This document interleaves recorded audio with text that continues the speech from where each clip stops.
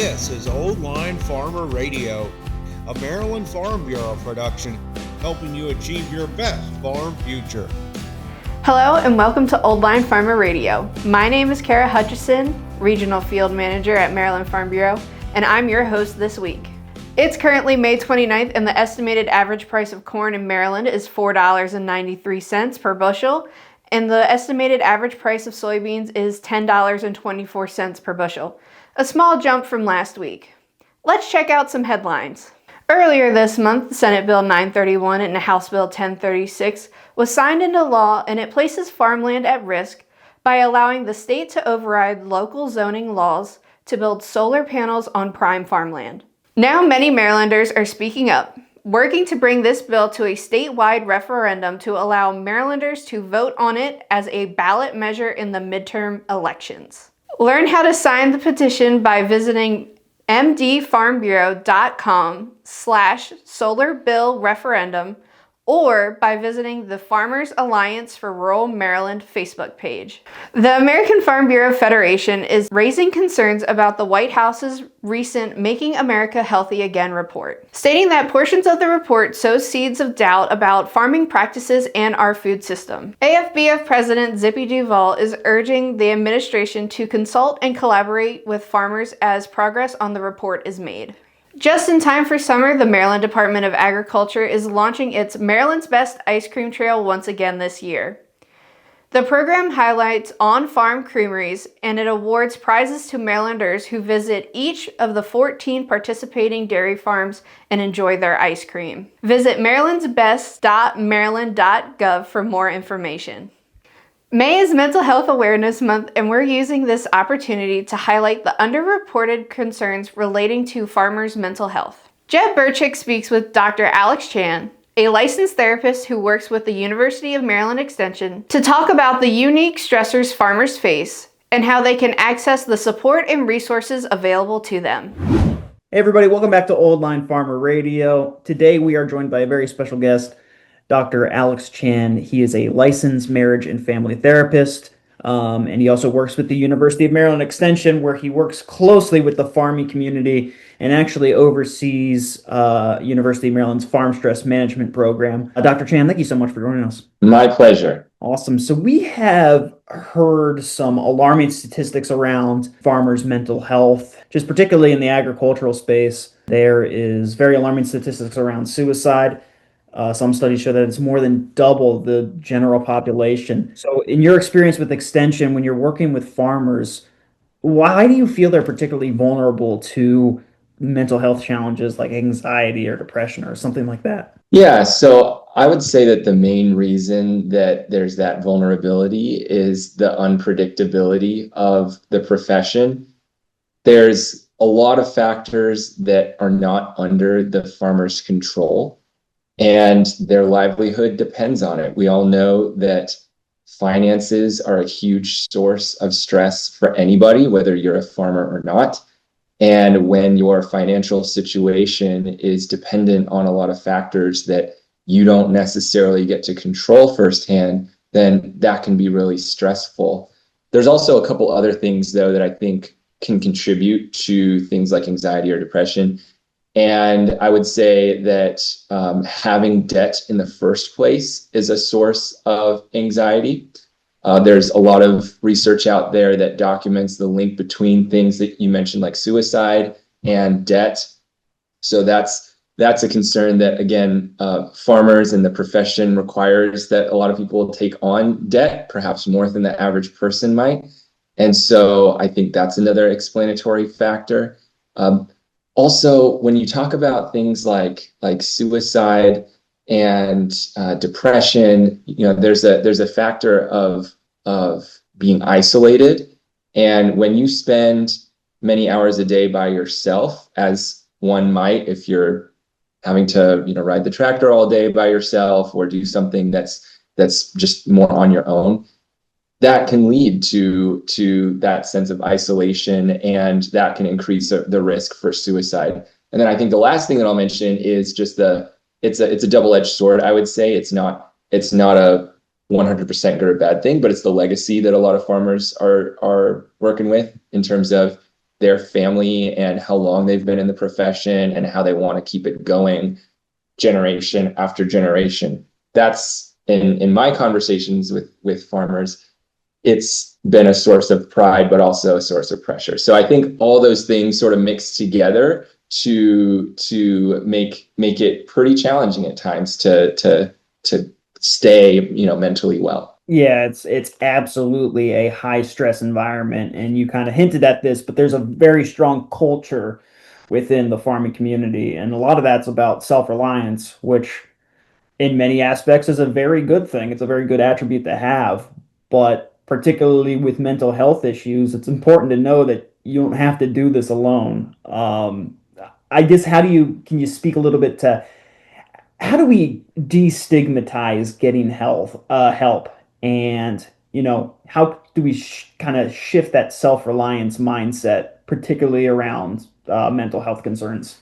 Yeah, so I'm really glad you asked me that because this is a chance for me to share directly to hopefully a lot of farmers are listening right now that we did a study over a couple winters recently where we polled a little over 100 Maryland farmers about their sense of resilience, the ability to bounce back after challenges, and also their views about mental health and specifically using mental health services.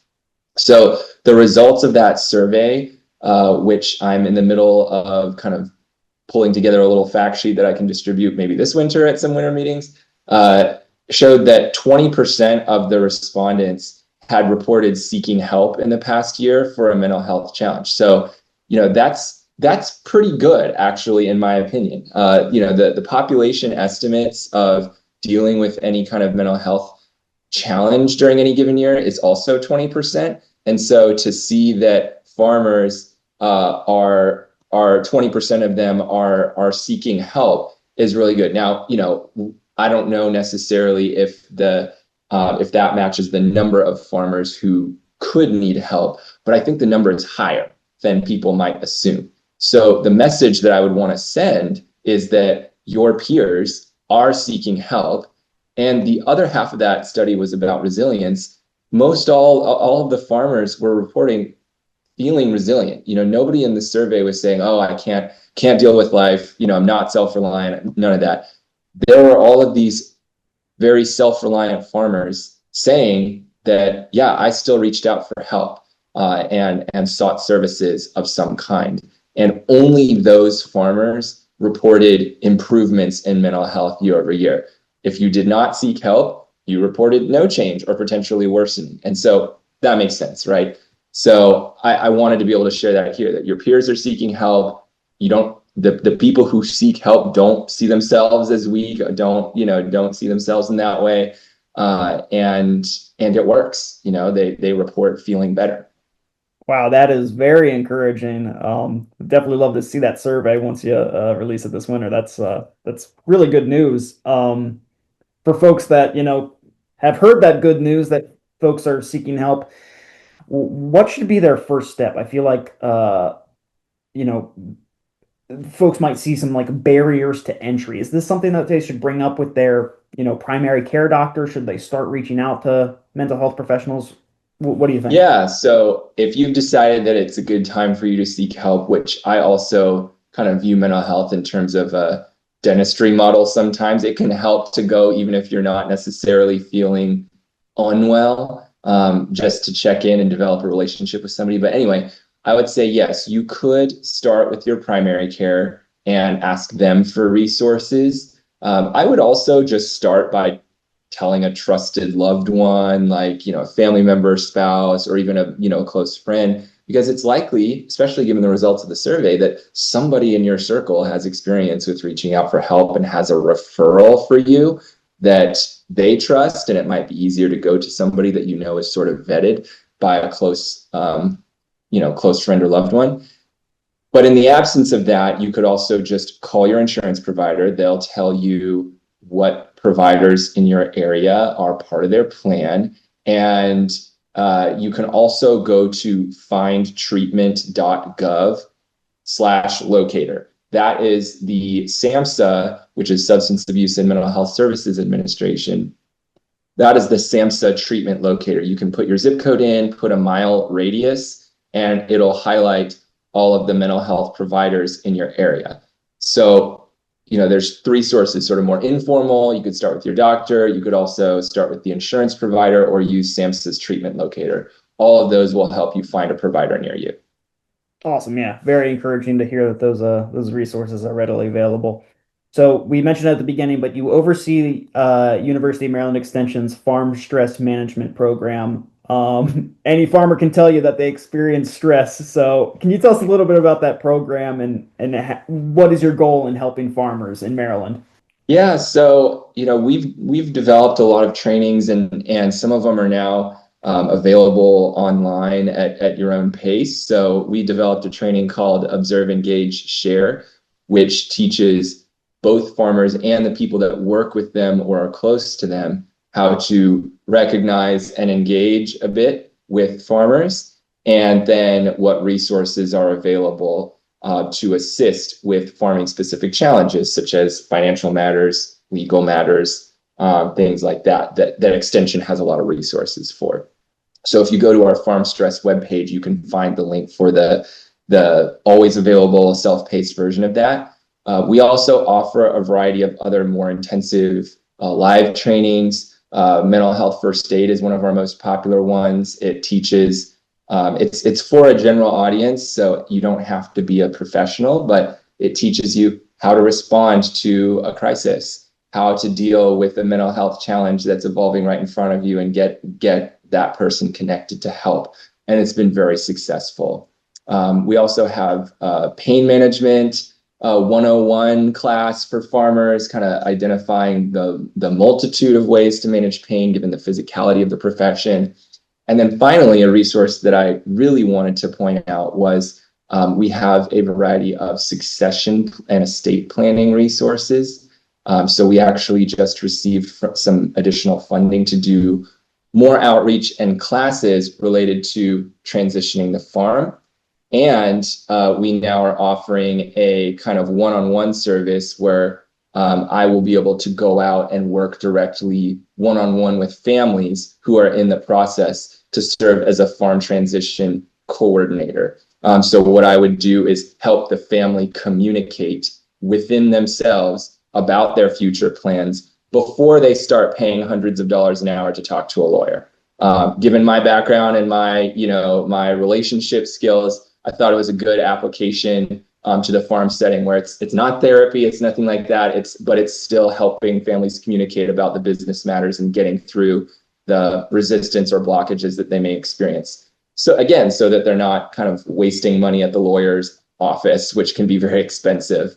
So that's another resource that we are starting to offer, and I hope people take advantage of. Man, I'll tell you, every time I hear about extension programming, it's you guys got some great stuff going on there, and hope that people in the agriculture community can take advantage of that. That's awesome. So May is Mental Health Awareness Month, and so we've been trying to get that message out there, particularly to our agricultural community. If there's one message that you want farmers in Maryland to hear, what would you say it would be? I would say your health is your wealth. Use an old cliche because it is true. And I think that message is especially helpful for our farmers who tend to work, longer years into older age. And so if you want to be able to do that, then you need to take care of your health, including physical, mental, relationships. That's why we are offering this transition service, because the relationship component can be a big stressor too. So your health is your wealth, and your health is more than just going when you've broken a bone. It's preventative, it's the mental and emotional aspect, and it's relationships. Very well said. Dr. Alex Chan, thank you so much for joining us. You're doing great work with Extension and all of the great services that you're offering to our agricultural community. Thank you for joining us. Yeah, I'm really glad that I got the chance to join, and hope people seek us out for some of the services I mentioned. With that, please give us a rating and review. And if you learned something new today, please share this with a friend. Old Line Farmer Radio is a production of Maryland Farm Bureau. Produced by Jeb Burchick. Contributions this week from Parker Welch and Kara Hutchison. Introduction by Hollis Zimmerman. Thank you for listening, and we'll catch you next time on the Old Line Farmer Radio.